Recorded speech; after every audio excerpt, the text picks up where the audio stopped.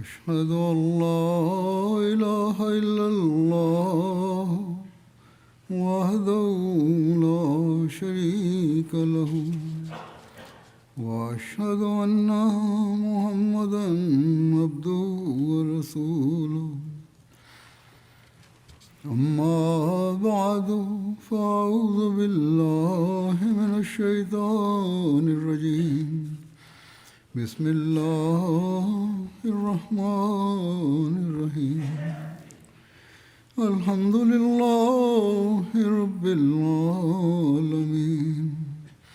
الرحمن الرحيم مالك يوم الدين إياك نعبد وإياك نستعين اهدنا الصراط المستقيم صراط الذين أنعمت عليهم غير المغضوب عليهم ولا الضالين.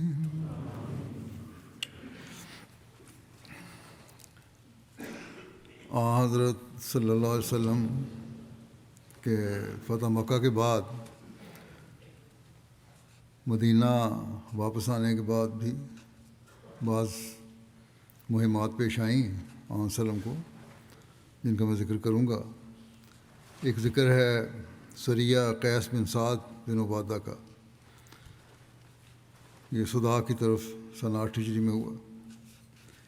جب وہاں حضرت صلی اللہ علیہ وسلم جیرانہ سے مدینہ واپس آئے تو آپ نے دعوت اسلام کے لیے مختلف علاقوں کی طرف لشکر روانہ کیے. چنانچہ مہاجر بن ابی امیہ کو صنعاء جو یمن کا دارالحکومت ہے اس کی طرف، اور زیاد بن لبید کو حضرموت کی طرف روانہ فرمایا اور ایک لشکر تیار کیا جس کا امیر قیس بن سعد کو مقرر فرمایا. آپ صلی اللہ علیہ وسلم نے قیس بن سعد کو 400 آدمیوں کے ساتھ روانہ فرمایا تاکہ وہ یمن کے قبیلہ صدا کو اسلام کی دعوت دیں. دوسرے قول کے مطابق حضرت صلی اللہ علیہ وسلم نے ارشاد فرمایا کہ وہ قبیلہ صدا سے قتال کریں. اگر یہ روایت صحیح ہے، پہلی روایت تو زیادہ ویسے صحیح لگتی ہے، تو پھر یقیناً اس قبیلے کی طرف سے مسلمانوں کو نقصان پہنچانے کی خبریں آئی ہوں گی، جس پر آپ نے یہ قدم اٹھایا. اگر یہ خبر صحیح ہے، بات صحیح ہے، روایت صحیح ہے، تو آپ صلی اللہ علیہ وسلم نے لکھا ہے کہ آپ صلی اللہ علیہ وسلم نے اس کے لیے ایک جھنڈا، سفید جھنڈا باندھا اور ایک سیاہ پرچم ان کے حوالے کیا. انہوں نے کناء وادی کے ایک جانب پڑاؤ ڈالا. کناء مدینہ اور احد کے درمیان مدینہ کی 3 مشہور وادیوں میں سے ایک وادی ہے. حضرت قیس خزرج کے سردار حضرت سعد بن عبادہ کے بیٹے تھے. حضرت قیس بن سعد کا شمار جلیل قدر صحابہ میں ہوتا تھا. فتح مکہ کے موقع پر حضرت صلی اللہ علیہ وسلم نے جب حضرت سعد بن عبادہ سے جھنڈا واپس لیا تھا تو ان کے اسی بیٹے قیس کو دیا تھا. یہ بہت صاحب الرائے اور بہادر شاہ سوار سمجھے جاتے تھے. جود و سخا میں بھی بہت مشہور تھے. حضرت قیس کناء میں پڑاؤ ڈالے ہوئے تھے کہ قبیلہ صدا کے ایک شخص زیاد بن حارث کا ادھر سے گزر ہوا. یہ کچھ عرصہ پہلے مسلمان ہو چکا تھا. جب اس کو علم ہوا کہ یہ لشکر ان کے قبیلے پر حملہ کرنے جا رہا ہے تو اس کو حیرانی اس کیوں نہیں ہوئی اس وقت. یقیناً اس کو پتہ ہوگا کہ ہم قبیلے والے مسلمانوں کو نقصان پہنچانا چاہتے ہیں اور یہ اب اس کے جواب میں آ رہے ہیں. بہرحال جب اس نے یہ دیکھا کہ ان کے قبیلے پہ حملہ ہونے جا رہا ہے تو وہاں سے سیدھا وہ رسول اکرم صلی اللہ علیہ وسلم کی خدمت میں حاضر ہوا اور درخواست کی کہ آپ نے جو لشکر بھیجا ہے وہ واپس بلا لیں. میں اپنی قوم کی ضمانت دیتا ہوں اور اس کے قبول اسلام کا بھی وعدہ کرتا ہوں. یعنی ایک ضمانت تو یہ ہے کہ وہ مسلمانوں پر حملہ نہیں کرنے کے، نقصان نہیں پہنچائیں گے، اور دوسرا اسلام بھی آہستہ آہستہ قبول کر لیں گے. آپ نے اس کی بات قبول کرتے ہوئے لشکر کو واپس بلا لیا. اس بات سے بھی ظاہر ہوتا ہے کہ علاقہ فتح کرنے کی غرض سے یا قوم کو زیر نگی کرنے کی غرض سے آپ نے نہیں بھیجا تھا، بلکہ اسلام کا پیغام پہنچانے بھیجا تھا اور مسلمانوں کو محفوظ کرنا مقصد تھا۔ اور جس طرح زیاد بن حارث نے وعدہ کیا تھا انہوں نے اس پر عمل کیا، اور گاہے گاہے ان کی قوم کے لوگ اسلام قبول کرتے رہے۔ اگر صرف زبردستی مسلمان کرنا مقصود ہوتا تو آہستہ آہستہ سمجھ آنے پر اسلام قبول کرنے کی اجازت نہ ہوتی۔ سیدھا کہا جاتا ہے کہ یا اسلام قبول کر لو یا تلوار ہے۔ بہرحال اس کے بعد جب انہوں نے آہستہ آہستہ تبلیغ کی تو اسلام بھی انہوں نے قبول کر لیا، کیونکہ ایک حملہ کرنا، زبردستی مسلمان بنانا تو اسلام کی تعلیم کے بھی خلاف ہے اور حضرت صلی اللہ علیہ وسلم کے اپنے فعل اور سنت کے بھی خلاف ہے۔ آپ صلی اللہ علیہ وسلم نے حضرت زیاد کو ہی ان کا امیر مقرر کر دیا جب اسلام قبول کر لیا انہوں نے، اور حضرت صلی اللہ علیہ وسلم نے ان کی قوم کو ایک امان نامہ بھی لکھ کر دیا تھا، اور جو مسلمان ہو جائے اس کو امان نامہ لکھنے کی ضرورت نہیں ہوتی، اس لیے لکھا تھا کہ ان میں سے بعض مسلمان نہیں ہوئے تھے۔ سریہ حضرت عیینہ بن حصن فزاری بطرف بنی تمیم، اس کا بھی ذکر ملتا ہے۔ یہ سریہ محرم 9 ہجری میں بنو تمیم کی طرف حضرت عیینہ بن حصن کی قیادت میں ہوا۔ اس کا پس منظر یہ ہے کہ حضرت صلی اللہ علیہ وسلم نے حضرت بشر بن سفیان کو قبیلہ خزاعہ کی شاخ بنو کعب کی طرف صدقات یعنی اموال زکوٰۃ کی وصولی کے لیے بھجوایا۔ یہ لوگ سقیہ اور بنو تمیم کی زمین کے درمیان آباد تھے، چنانچہ حضرت بشر بن سفیان کے حکم پر بنو خزاعہ کا مال ہر طرف سے ان کے پاس جمع ہونے لگا۔ بنو تمیم جو مسلمان نہیں تھے انہیں یہ اموال بہت زیادہ لگے تو انہیں اور کہنے لگے وہ یہ کیوں ناحق ہمارے اموال لے رہا ہے، اور اپنی تلواریں نکال لیں۔ بنو خزاعہ نے کہا کہ ہم نے دین اسلام قبول کر لیا ہے اور یہ ہمارے دین کا حکم ہے، ہم دے رہے ہیں، تمہیں کیا تکلیف ہے؟ لیکن بنو تمیم نے کہا کہ یہ بشر بن سفیان کسی اونٹ تک بھی نہیں پہنچ سکتا۔ جھگڑے اور جنگ و جدال کی اس کیفیت کو دیکھ کر حضرت بشر بن سفیان بغیر کسی قسم کی وصولی کے خود ہی وہاں سے واپس چلے آئے۔ یہ بات بنو خزاعہ پر نہایت گراں گزری، بہت برا لگا انہیں۔ بنو خزاعہ نے بنو تمیم پر حملہ کیا اور ان کو یہ کہتے ہوئے انہیں وہاں سے نکال دیا کہ اگر تمہاری رشتہ داری نہ ہوتی تو تم اپنے شہروں تک نہ پہنچ پاتے۔ حضور صلی اللہ علیہ وسلم کی طرف سے ضرور ہمیں کسی آزمائش کا سامنا کرنا پڑے گا۔ اب ایسی یہ جو تم نے بات کی ہے اور ہم نے زکوٰۃ نہیں دی، تم لوگوں نے حضور صلی اللہ علیہ وسلم کے نمائندے سے اعراض کیا اور اس سے ہمارے اموال کی زکوٰۃ لینے سے روک دیا۔ دوسری طرف حضرت بشر بن سفیان نبی کریم صلی اللہ علیہ وسلم کے پاس آئے اور آپ کو حالات سے آگاہ کیا۔ آپ صلی اللہ علیہ وسلم نے فرمایا کون اس قوم کو سبق سکھائے گا؟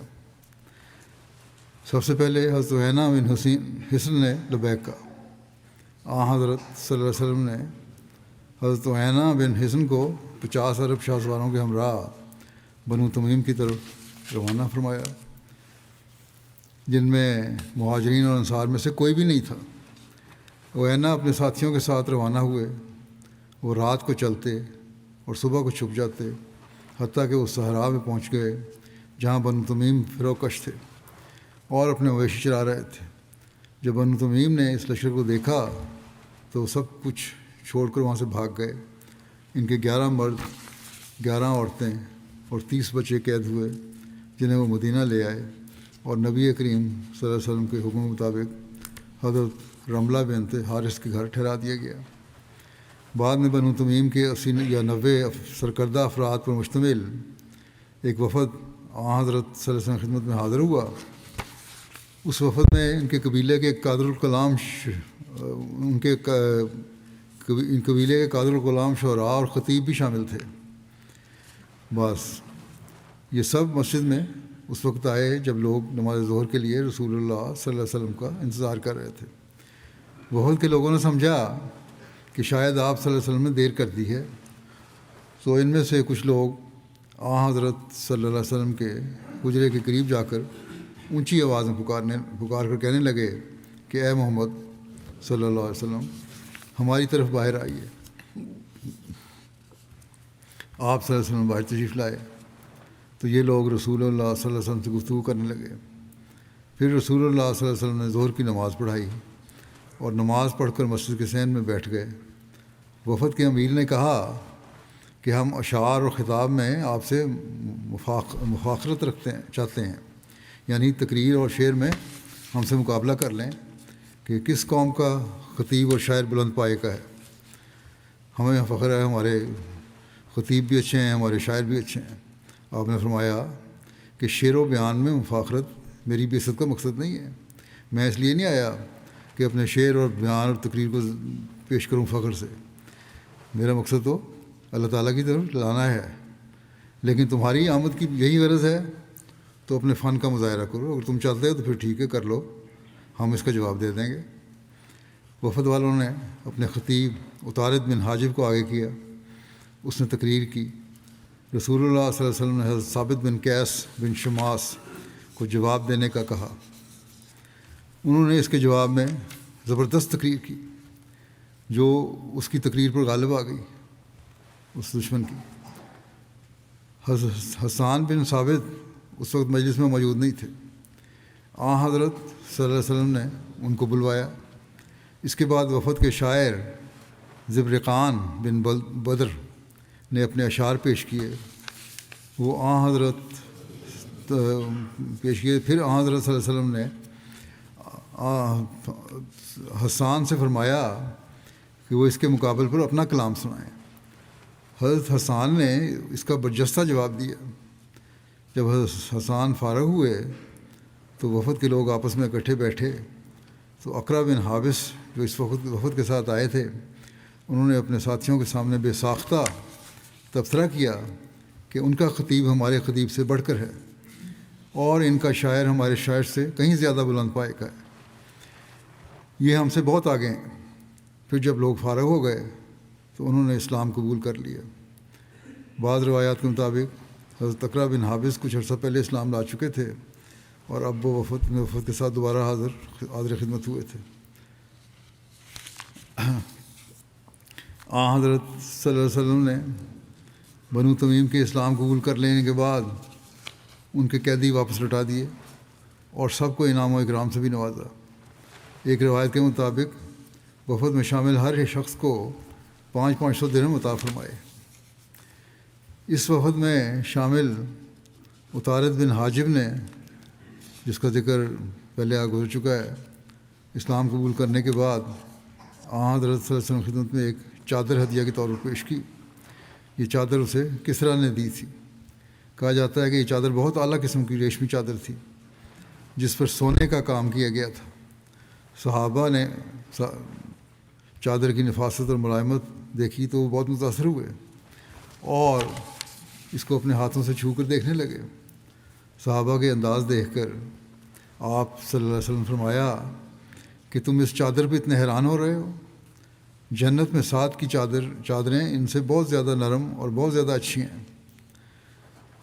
حضرت مرزا بشیر احمد صاحب نے بھی اس واقعے کا تبصرہ کیا ہے ایک عمومی رنگ میں کہ آپ نے کہا کہ ایک عرصے کے بعد جب آپ صلی اللہ علیہ وسلم کو کسی جگہ سے کچھ ریشمی پارچات ہدیتاً آئے تو بعض صحابہ نے انہیں دیکھ کر ان کی نرمی اور ملائمت کا بڑے تعجب کے ساتھ ذکر کیا اور اسے ایک غیر معمولی چیز جانا۔ آپ نے فرمایا کیا تم اس کی نرمی پر تعجب کرتے ہو؟ خدا کی قسم جنت میں 7 کی چادریں ان سے بہت زیادہ نرم اور بہت زیادہ اچھی ہیں۔ آپ کا یہ کلام ایک استعارے کے رنگ میں تھا جس میں 7 کے اس راحت کے مقام کی طرف اشارہ کرنا مقصود تھا جو انہیں جنت میں حاصل ہوا تھا، ورنہ جیسا کہ قرآن شریف اور احادیث سے رسولی طور پر پتہ لگتا ہے کہ جنت کی نعمتوں کا اس دنیا کی نعمتوں پر قیاس نہیں ہو سکتا اور نہ جنت کی نعمتیں ہماری اصطلاح کے لحاظ سے مادی کہلا سکتی ہیں۔ اور حق یہی ہے کہ جو الفاظ قرآن حدیث میں بیان ہوئے ہیں ان میں صرف استعارہ اور تشبیہ کے طور پر نعمتوں کے کمال کی طرف اشارہ کرنا مقصود ہے۔ پھر ایک سریہ قطبہ بن عامر ہے جو سفر 9 ہجری میں ہوا۔ قطبہ بن عامر کو 20 آدمی دے کر قبیلہ قسم کی طرف حضرت صلی اللہ علیہ وسلم نے بھیجا۔ ایک روایت کے مطابق انہیں تبالہ کے نواح میں بھیجا، یمن کے راستے میں عرض تہامہ میں تبالہ کا شہر واقع ہے۔ اس کے اور مکے کے درمیان 8 دن کی مسافت ہے اور اندازاً 156 میل کا فاصلہ ہے۔ اور ایک روایت کے مطابق بیشا کے نواح میں بھیجا اور ان کو یہ حکم دیا کہ ایک دم سے ان پر حملہ کریں۔ انہوں نے یقین شرارت کر رہے ہوں گے یہ لوگ۔ راستے میں انہوں نے ایک آدمی کو پکڑا، اس سے دریافت کیا تو اس نے اپنے آپ کو گونگا ظاہر کیا، لیکن جب یہ قبیلے کے قریب پہنچے تو اس نے چیخ کر اپنے قبیلے کو متنبع کرنا چاہا، چنانچہ اس دھوکہ دہی پر اس کو قتل کر دیا گیا۔ چونکہ اب قبیلے والے کچھ چوکنے ہو چکے تھے، اس لیے رات ہونے کا انتظار کیا گیا، اور جب ذرا اندھیرا ہو گیا تو مسلمانوں نے ایک دم ان پر حملہ کر دیا۔ سخت جنگ ہوئی اور فریقان میں کثرت سے زخمی ہوئے اور مخالف قبیلے کے بہت سے لوگ مارے گئے، اور حضرت قطبہ مال غنیمت میں اونٹ، بکریاں اور عورتیں مدینہ کی طرف لے کر آئے۔ خمس نکالنے کے بعد ان کے حصے میں 4 اونٹ یا 40 بکریاں آئیں۔ بہرحال ان کی شرارتوں کو روکنے کے لیے یہ حملہ کرنا پڑا تھا۔ پھر سریہ ضحاک بن سفیان کلابی کا ذکر ہے جو بنو کلاب کی طرف ہوا۔ یہ ربیع الاول 9 ہجری میں ہوا، اور حضرت صلی اللہ علیہ وسلم نے حضرت ضحاک بن سفیان کلابی کو کرتا کے مقام پر ان کے اپنے قبیلہ بنو کلاب کی طرف بھجوایا۔ قرطا بنو بکر کی ایک شاخ کا نام ہے جو مدینہ منورہ سے 7 دن کی مسافت پر آباد تھا۔ وہ انہیں نجد میں زجلاوہ کے مقام پر ملے۔ انہوں نے اسلام کو پیغام پہنچایا، مگر قبیلے والوں نے انکار کر دیا اور نوبت لڑائی تک پہنچ گئی۔ انہوں نے اہل قرطا کو شکست دی اور مال غنیمت حاصل کیا۔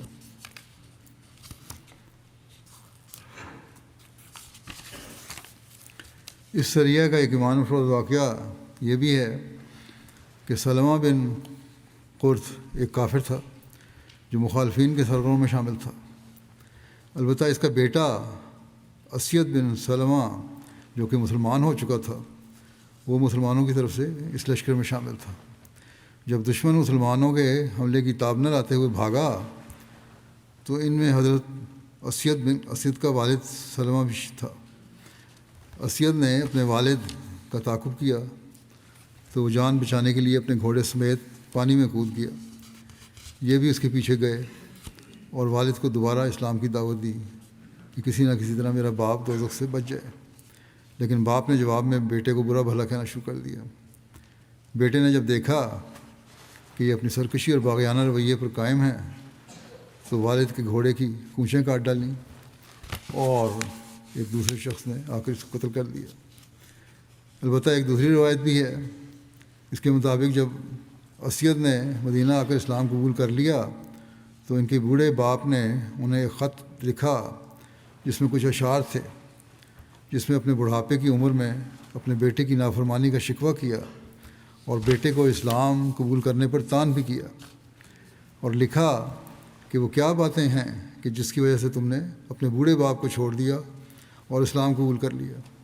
اسید اپنے باپ کو یہ خط لے کر حضرت صلی اللہ علیہ وسلم کی خدمت میں حاضر ہوئے اور ساری بات عرض کر کے والد کو جواب لکھنے کی اجازت چاہی۔ چنانچہ حضور صلی اللہ علیہ وسلم کے ارشاد پر انہوں نے اپنے والد کو ایک تبلیغی خط لکھا جس کو پڑھ کر ان کے والد نے بھی اسلام قبول کر لیا۔ یہ روایت بھی ہے اس میں۔ پھر سریہ حضرت علقمہ بن مجزز و طرف جدہ کا ذکر ہے۔ ابن سعد نے لکھا ہے کہ سریہ ربیع الثانی 9 ہجری میں ہوا، جبکہ بعض دوسری روایات کے مطابق صفر 9 ہجری میں ہوا۔ حضرت صلی اللہ علیہ وسلم کو خبر ملی کہ اہل حبشہ میں سے کچھ جنگجو جدہ کے سال پر اترے ہیں۔ بعض روایات کے مطابق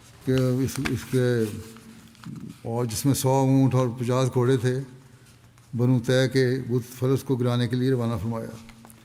اس لشکر کی یہ خصوصیت تھی کہ سوائے حضرت علی کے باقی سب لوگ انصار تھے، مہاجرین وغیرہ میں سے کوئی نہیں تھا۔ بنو طے عرب کا ایک مشہور قبیلہ ہے۔ یہ لوگ شام کے قریب آباد تھے۔ آپ نے سریہ کے لیے حضرت علی کو ایک کالے رنگ کا بڑا جھنڈا اور سفید رنگ کا چھوٹا پرچم عطا فرمایا۔ حضرت علی صبح کے وقت حملہ آور ہوئے اور ان کے بت فلس کو منہدم کر دیا۔ بہت سارے قیدی اور مال مویشی قبضے میں کیے۔ مشہور سخی حاتم طائی کا یہ قبیلہ تھا، اور قیدیوں میں حاتم طائی کی بیٹی صفانہ بھی شامل تھی۔ حاتم طائی کا بیٹا عدی جو قبیلے کا سردار تھا وہ بھاگ گیا اور ملک شام کی طرف نکل گیا۔ قیدیوں پر ابو قتادہ کو نگران بنایا گیا اور مال مویشی پر عبداللہ بن عتیق کو نگران مقرر کیا گیا۔ حضرت صلی اللہ علیہ وسلم کے لیے خمس یعنی 5واں حصہ نکال کر باقی مال غنیمت تقسیم کر لیا گیا۔ البتہ حاتم کی بیٹی صفانہ کو انہوں نے تقسیم نہیں کیا اور گرفتار کر کے مدینہ لے آئے۔ حاتم طائی کی بیٹی صفانہ کو تمام قیدیوں کے ساتھ مسجد نبوی کے دروازے کے ساتھ ایک خیمے میں رکھا گیا۔ صفانہ بہت وہیمت اور زیرک عورت تھی۔ جب حضرت صلی اللہ علیہ وسلم اس کے خیمے کے پاس سے گزرے تو وہ آپ کی تعظیم کے لیے کھڑی ہو گئی اور عرض کی، یا رسول اللہ، میرا باپ فوت ہو چکا ہے اور جو سرپرست بھائی تھا وہ فرار ہو گیا ہے، بس مجھ پر احسان فرمائیں، اللہ آپ پر کرم فرمائے گا۔ آپ نے پوچھا، تیرا سرپرست کون ہے؟ اس نے بتایا، عدی بن حاتم طائی۔ آپ نے فرمایا، وہی جو اللہ اور اس کے رسول سے بھاگا ہوا ہے۔ آپ یہ فرما کر وہاں سے رخصت ہو گئے۔ اگلے روز آپ جب وہاں سے گزرے تو صفانہ نے پھر وہی کل والی بات دہرائی۔ آپ نے بھی وہی کل والا جواب دیا اور تشریف لے گئے اور وہ مایوس ہو گئی۔ تیسرے دن جب حضرت صلی اللہ علیہ وسلم اس کے خیمے کے پاس سے گزرے تو آپ کے ساتھ حضرت علی بھی تھے جو آپ کے پیچھے پیچھے چل رہے تھے۔ حضرت علی نے صفانہ کو اشارہ کیا وہ اٹھ کر پھر اپنا مدعا پیش کرے۔ وہ فوراً تعظیم کے ساتھ کھڑی ہو گئی اور اپنی وہی درخواست پھر حضرت صلی اللہ علیہ وسلم کی خدمت میں پیش کی۔ آپ نے فرمایا، میں نے تیری درخواست قبول کر لی ہے، تو اب آزاد ہے، لیکن یہاں سے جانے میں جلد بازی سے کام نہ لینا۔ جب کوئی قابل اعتبار شخص میسر ہوا تو تمہیں اس کے ساتھ تمہارے بھائی کے پاس شام روانہ کر دیا جائے گا۔ ایک روایت میں ہے کہ اس نے رسول اللہ صلی اللہ علیہ وسلم سے عرض کیا کہ آپ صلی اللہ علیہ وسلم اس پر احسان فرمائیں، یعنی آزاد کر دیں۔ چنانچہ آپ صلی اللہ علیہ وسلم نے اس پر احسان فرمایا اور اسے رہا فرما دیا۔ اس کا نتیجہ یہ ہوا کہ وہ مسلمان ہو گئی۔ یہ بھی ایک روایت میں آتا ہے کہ جہاں آزادی سے پہلے مسلمان بھی ہو گئی تھی فوراً بعد آزادی کے۔ کچھ دن کے بعد بنو قزاع کے کچھ لوگ مدینہ آئے جو شام جانے کا ارادہ رکھتے تھے۔ صفانہ کو ان کا علم ہوا تو اس نے آپ صلی اللہ علیہ وسلم کی خدمت میں عرض کی کہ وہ ان لوگوں پر اعتماد رکھتی ہے، اس لیے اسے ان کے ہمراہ شام جانے کی اجازت دی جائے۔ آپ صلی اللہ علیہ وسلم نے اسے اجازت عطا فرمائی اور اسے ساتھ کپڑے اور سواری اور زاد راہ بھی مہیا فرمایا۔ وہاں سے رخصت ہو کر وہ اپنے بھائی عدی کے پاس شام پہنچ گئی۔ جب وہ شام پہنچی اور اپنے بھائی سے ملی تو اس کو طعنہ دیا کہ اپنے بیوی بچے لے کر وہاں سے بھاگ آئے ہو اور اپنی بہن اور عزت کو وہیں چھوڑ آئے ہو۔ یہ سن کر بھائی نے معذرت کی اور شرمندگی کا اظہار کیا۔ تھوڑی دیر بعد عدی نے اپنی بہن سے پوچھا کہ بتاؤ تو صحیح کہ محمد صلی اللہ علیہ وسلم کے متعلق تمہاری کیا رائے ہے؟ صفانہ جو کہ حضرت صلی اللہ علیہ وسلم کے اخلاق دیکھ کر مسلمان ہو چکی تھی کہنے لگی کہ اللہ کی قسم، میرا خیال ہے کہ جتنی جلدی ہو سکے تم ان کے پاس چلے جاؤ۔ اگر وہ واقعی نبی ہیں تو ان کی طرف جلدی جانے والا کامیاب و کامران ہوگا، اور اگر وہ بادشاہ ہیں تو بھی تمہاری عزت و شرف میں کوئی فرق نہیں پڑے گا۔ عدی کہنے لگا کہ یہ رائے تو بہت اچھی ہے، اور پھر وہ جلدی تیار ہو کر مدینہ پہنچ گیا۔ رسول اللہ صلی اللہ علیہ وسلم مسجد میں تشریف فرما تھے۔ عدی نے اپنا تعارف کروایا۔ آپ صلی اللہ علیہ وسلم انہیں لے کر اپنے گھر کی طرف روانہ ہوئے۔ راستے میں ایک بڑھیا نے آپ صلی اللہ علیہ وسلم کو روک لیا باتیں کرنے کے لیے کہ سوال پوچھنے کے لیے. آپ صلی اللہ علیہ وسلم اس کے لیے کافی دیر رکے رہے اس بڑھیا سے بات کرنے کے لیے. عدی نے یہ سب دیکھ کر دل میں خیال کیا کہ یہ شخص بادشاہ نہیں ہو سکتا جو اس طرح بڑھیا کے روکنے پہ رک گیا ہے. گھر پہنچ کر جب آپ صلی اللہ علیہ وسلم نے چمڑے کا ایک گدیلا جس میں کھجور کے پتے بھرے ہوئے تھے وہ ان کی خدمت میں بیٹھنے کے لیے پیش کیا تو عدی نے عرض کیا کہ آپ اس پر بیٹھیں، لیکن آپ صلی اللہ علیہ وسلم نے فرمایا کہ نہیں، تم اس پر بیٹھو، اور خود نیچے ہی زمین پر بیٹھ گئے. جس پر عدی نے پھر دل میں سوچا کہ اللہ کی قسم یہ شخص بادشاہ نہیں ہو سکتا. رسول اللہ صلی اللہ علیہ وسلم نے ان سے گفتگو کا آغاز فرمایا. ان کے مذہب اور ذاتی معاملات کے بارے میں بھی کچھ باتیں بیان کیں. ان میں سے بعض باتیں ایسی تھیں کہ سوائے عدی کے کسی کو معلوم نہیں تھی، جس پر عدی کو یقین ہو گیا کہ یہ واقعی رسول ہیں، اور عرض کیا کہ مجھے یقین ہو گیا ہے کہ آپ واقعی اللہ کے رسول ہیں، کیونکہ آپ کو بعض مخفی باتوں سے بھی آگاہ کر دیا گیا ہے. حضرت عدی سے روایت ہے کہ نبی کریم صلی اللہ علیہ وسلم نے فرمایا، اے عدی، اسلام قبول کر لو، تم محفوظ رہو گے. میں نے کہا میں پہلے سے ایک دین کا پیروکار ہوں. آپ صلی اللہ علیہ وسلم فرمایا میں تمہارے دین کو تم سے بہتر جانتا ہوں. میں نے کہا آپ میرے دین کو مجھ سے زیادہ جانتے ہیں، یہ کس طرح ہو سکتا ہے؟ آپ صلی اللہ علیہ وسلم فرمایا ہاں، میں تمہارے دین کو تم سے زیادہ جانتا ہوں. پھر آپ صلی اللہ علیہ وسلم فرمایا کیا تم رکوسی یعنی عیسائیت اور صابیت کے مابین مذہب نہیں رکھتے؟ میں نے کہا کیوں نہیں؟ آپ صلی اللہ علیہ وسلم فرمایا کیا تم اپنی قوم کے سردار نہیں ہو؟ میں نے کہا ہاں. آپ صلی اللہ علیہ وسلم فرمایا کیا تم غنیمت کا چوتھائی حصہ نہیں لیتے سردار ہونے کی وجہ سے؟ میں نے کہا ہاں لیتا ہوں. آپ صلی اللہ علیہ وسلم فرمایا یہ تو تمہارے دین میں بھی تمہارے لیے جائز نہیں ہے کہ اس طرح تم لو. تو مجھے اپنے آپ پر ندامت اور شرمندگی محسوس ہوئی. پھر آپ صلی اللہ علیہ وسلم نے فرمایا اے عدی، شاید تجھے اس دین میں داخل ہونے سے مسلمانوں کی غربت روک رہی ہے. خدا کی قسم جلد ہی اتنا مال بہایا جائے گا کہ اسے لینے والا نہیں ملے گا، اور شاید ان کے دشمنوں کی کثرت بھی تجھے اس دین میں داخل ہونے سے مانع ہو رہی ہے. دشمن بہت ہیں اسلام کے، اس لیے شاید تم رک رہے ہو. خدا کی قسم تو جلدی ہی عورت کے متعلق سنے گا کہ وہ اپنے اونٹ پر ہیرا سے روانہ ہو کر اس گھر خانہ کعبہ کی زیارت کرے گی اور اسے کوئی خوف نہ ہوگا. اور شاید اس دین میں داخل ہونے سے تجھے یہ امر بھی مانے ہو کہ حکومت اور اقتدار غیروں کے پاس ہے. تو خدا کی قسم تو جلد ہی عرض بابل کے سفید محلات کے متعلق سنے گا کہ وہ ان کے لیے کھول دیے گئے ہیں اور کس طرح کے خزانے کھول دیے جائیں گے. یہ بات آپ صلی اللہ علیہ وسلم نے 3 مرتبہ دہرائی. عدی کہتے ہیں کہ آپ صلی اللہ علیہ وسلم کی خوش اخلاقی اور ان تمام باتوں کو دیکھ کر میں مسلمان ہو گیا. حضرت عدی نے اسلام قبول کرنے کا واقعہ خود بیان کیا اور بیان کرتے ہیں کہ وہ یہ بھی کہا کرتے تھے کہ میں نے مسافر عورت کو دیکھا ہے کہ وہ ہم سفر کے بغیر ہیرا سے نکل کر بیت اللہ کا طواف کرنے کو آئی، اور کس طرح کی فتح کے لشکر میں خود شامل تھا.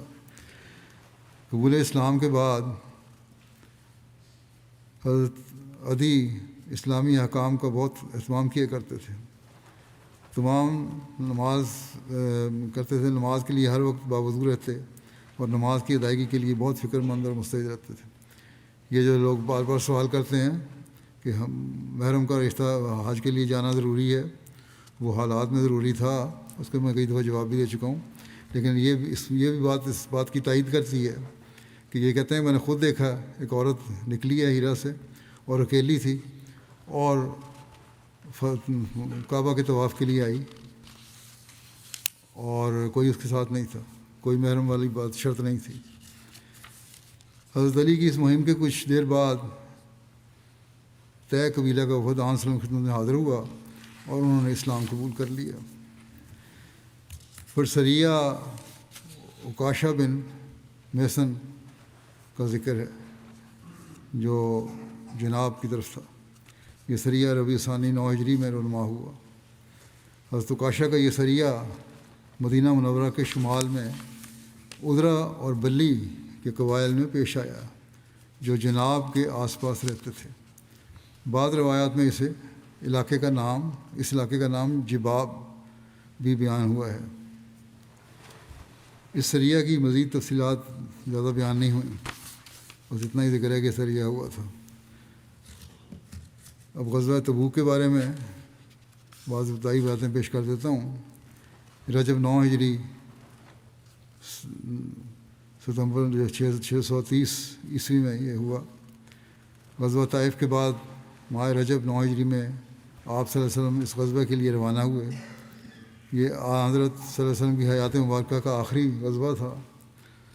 تبوک مدینہ سے قریباً 685 کلومیٹر کے فاصلے پر تھا۔ تبوک نام کے چشمے پر ٹھہرنے کی وجہ سے اس غزوے کو غزوہ تبوک کہا جاتا ہے۔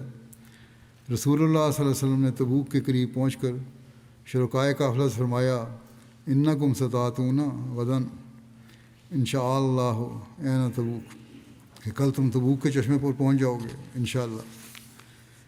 قرآن کریم میں غزوہ تبوک کا ذکر ساعۃ العسر یعنی تکلیف کی گھڑی کے نام سے کیا گیا ہے، اس لیے اس غزوہ کو غزوۃ العسر بھی کہا جاتا ہے۔ چونکہ مسلمانوں کو اس میں بہت دشواری اور تنگی کا سامنا کرنا پڑا تھا، مثلا شدید گرمی، دور کا سفر، سواریوں کی بہت کمی، راستے میں پانی کی شدید قلت تھی، لشکر کی تیاری کے لیے اخراجات کے لیے کی بھی کمی تھی اور اس کا بہت زیادہ سامنا کرنا پڑا۔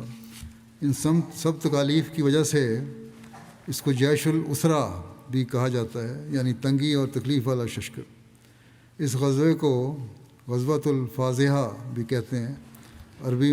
عربی میں فضاحت، رسوائی اور پردہ دری کو کہتے ہیں، اور چونکہ اس کی وجہ سے بہت سے منافقین کا حال کھل کر سامنے آ گیا جو ان کی مزید رسوائی اور پردہ دری کا باعث بنا، اس لیے اس کو یہ نام دیا گیا۔ غزوہ تبوک کے اسباب اور عوامل اور پس منظر کیا تھے؟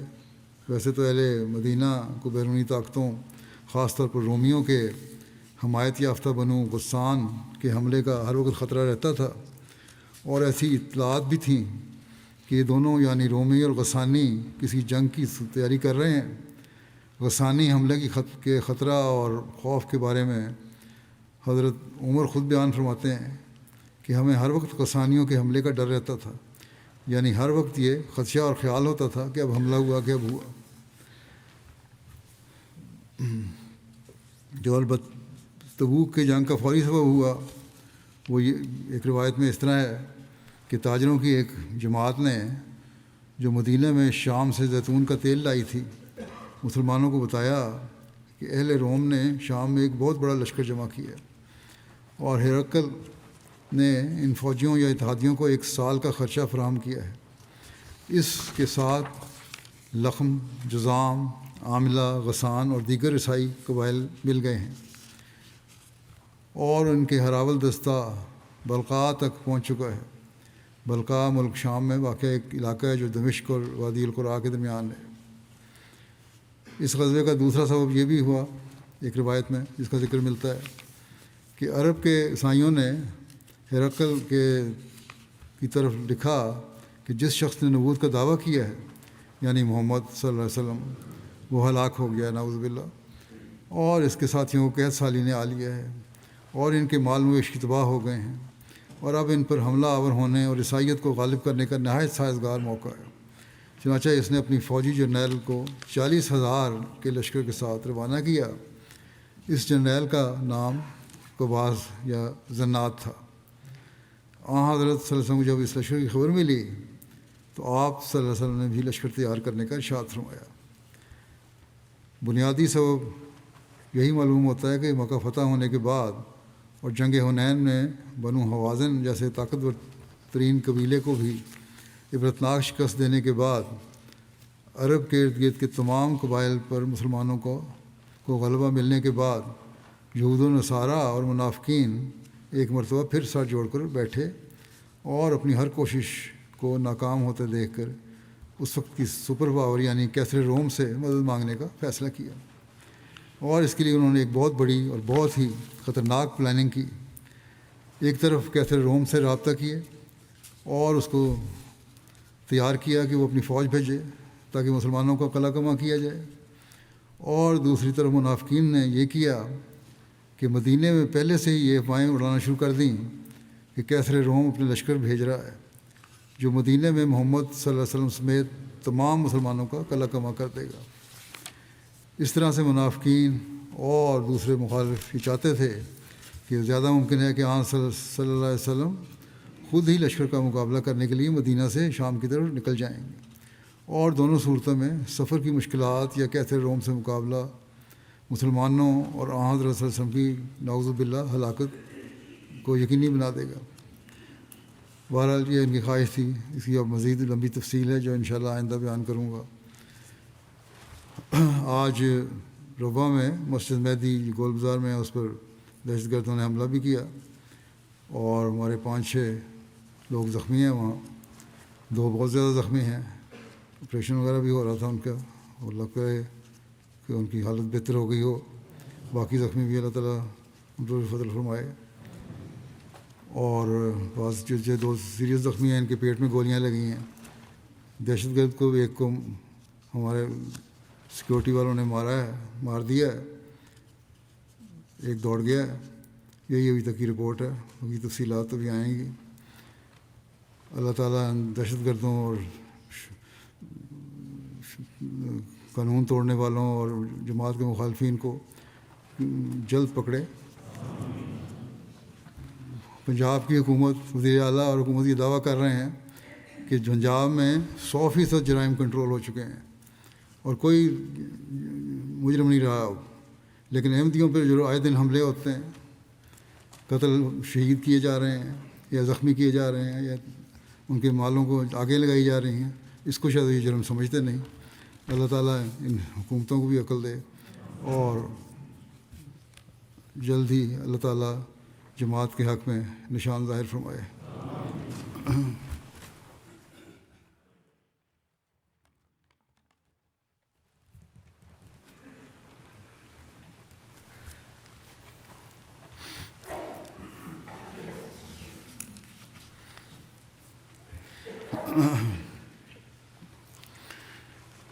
الحمد